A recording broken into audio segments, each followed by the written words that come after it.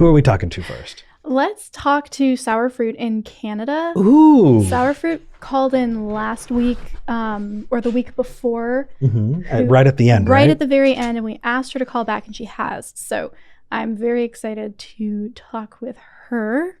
Good. Sourfruit in Canada. You're live with Eric and V. Hi.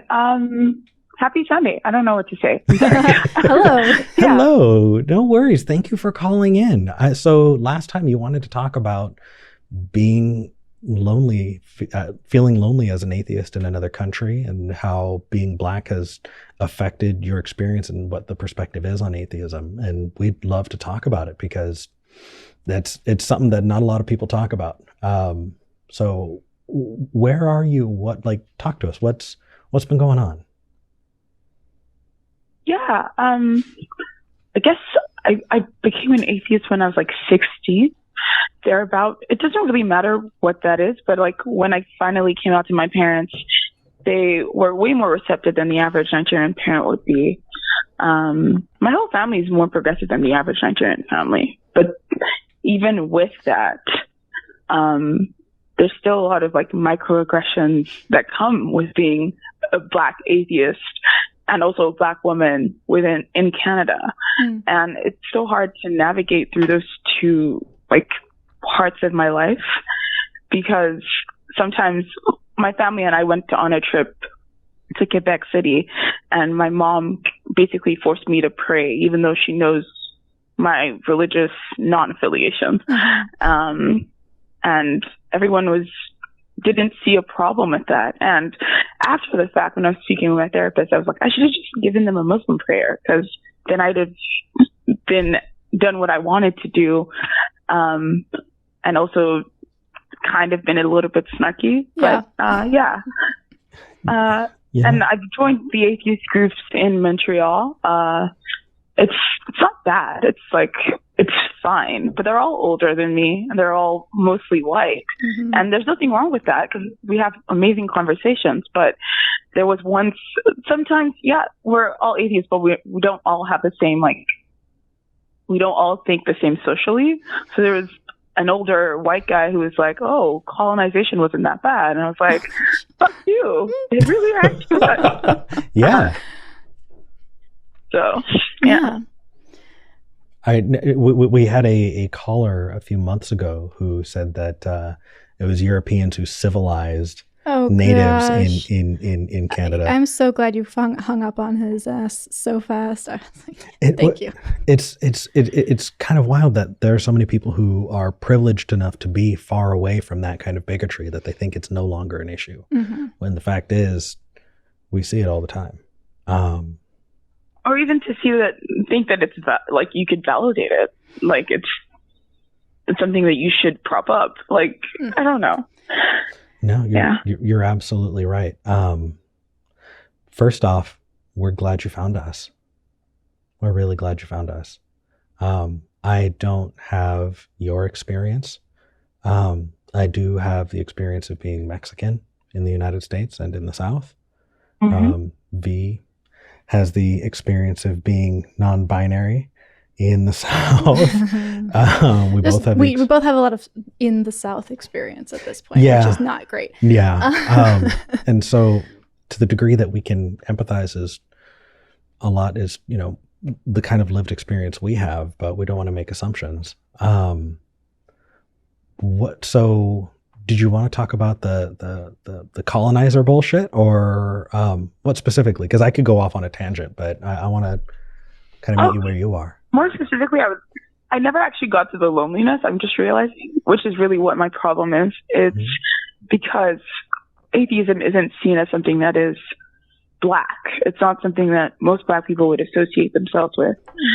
To flat out say, I don't believe, or I'm not convinced that there's a God. A lot of them think when you take the idea of if you adopt the identity as an atheist, then you're saying that you hate God, you hate this, you hate religion, you are affiliating yourself with the devil necessarily.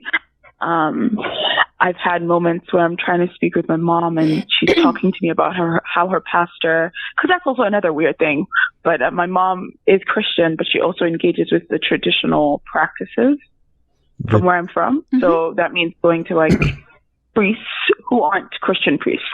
And that means I also grew up with that, which isn't very common for the average Nigerian, but that's by the way. But I'd have her tell me things like, my pastor said you should do this. My pastor is saying this. And there's a lot of like, well, I'm sure it happens in the evangelical churches as well. It's like the visions, the prophecies, and it's like that. But I think even, I wouldn't say even more, but like obsessive. Like every single thing in her life is determined by what she believes a pastor is going to say, or what she thinks like an enemy is after her, but she doesn't have any enemies.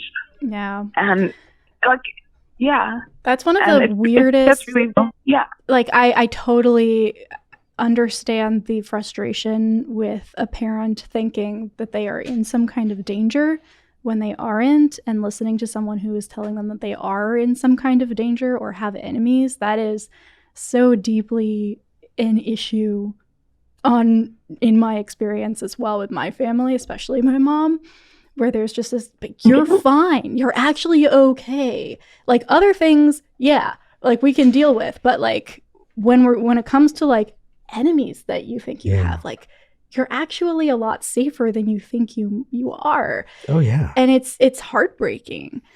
I mean, genuinely at my church, we were taught that atheists and satanic people were thinking about us all of the time, that we were in their thoughts, and they were trying to, like Snidely Whiplash with the mustache twirling kind of, ridiculous evilness, well, I'm going to do this thing. I'm going to go take time out of my day to go downtown and tempt people.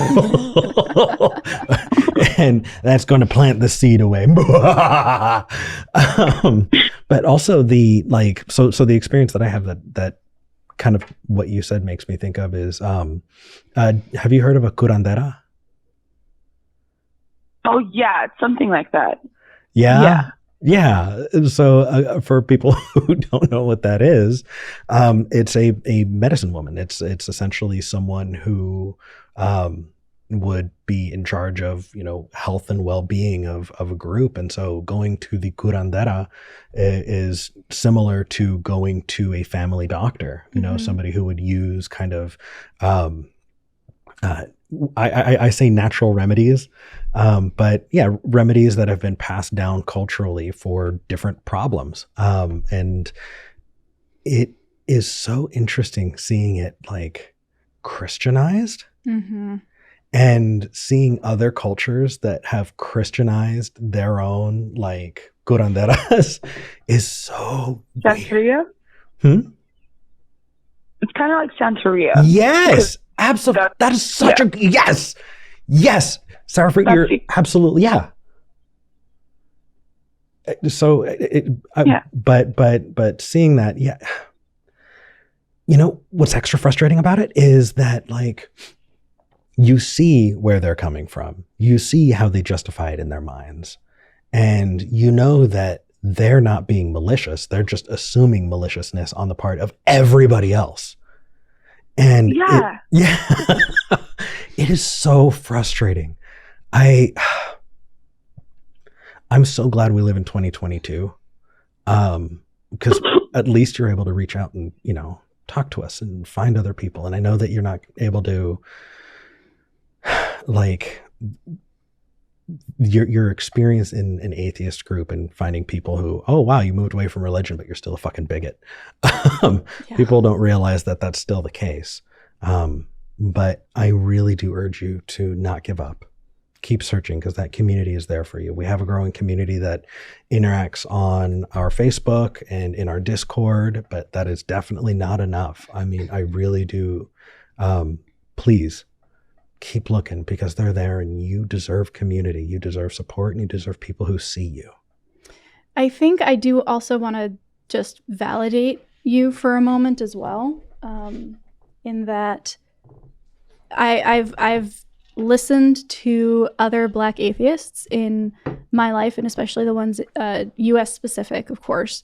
And there is a huge difference from my understanding, and I'd be curious if you feel this way as well, between what it means for a white person to leave religion versus what it means for a Black person to leave religion, especially if there's like a cultural heritage beyond Christianity that is, you know, ingrained in the cultural, you know, makeup of that family or that person or that community.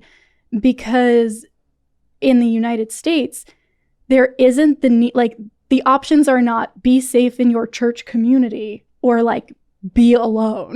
Like, that is not an issue that a lot of white people, not all, but a lot of white people don't have to deal with. I can leave my church, and yes, it was heartbreaking, and yes, that community was lost to me, but it wasn't really the only like big option for me, right?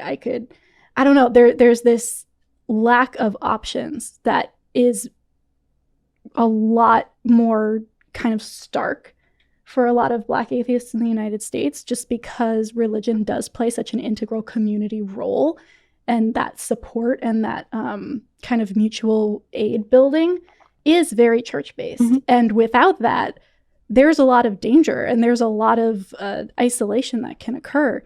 So when you're around a bunch of white atheists and they're all like, oh yeah, God stuff, that's stupid. Anyway, like, I don't make that, I don't care about like talking about religion or community or identity at all. Like, I'm just an atheist, and that means I'm logical and rational. Now let's like, talk about the bell curve. Right. It's like, okay, like, oh God. It can be so isolating because they just simply don't understand that the result of leaving religion is so much different on like a personal and community level. I'm curious, is that the same in Canada? Are you feeling similarly there? So I should preface this by saying, even when I was growing up, my parents were religious, so we didn't used to frequent church. So we didn't used to go to church very often. And I would be the one be like, let's go to church so we don't go to hell, because I was very scared. But it's not necessarily the loss of community, or it's not necessarily the loss of a church community. It's just alienating myself more from the community that I'm already a little bit alienated from to begin with. And because I'm not originally from Montreal, I spent most of my life in Nigeria and Senegal. It means that I also didn't really have, it also means that, like, even within this context here, where we're talking about like atheists who are Black, who might have lived their entire lives in North America, I'm also alienated from that community because I'm Nigerian. I'm not Canadian. So it's just not really finding a place where I fit in. Yeah. And even when I was like an atheist and I was like, oh, this is my place. It's like, no, still not that way. So, you know, so this isn't going to be the best answer, but it's the best that I've been able to find. If other people have better answers, please reach out.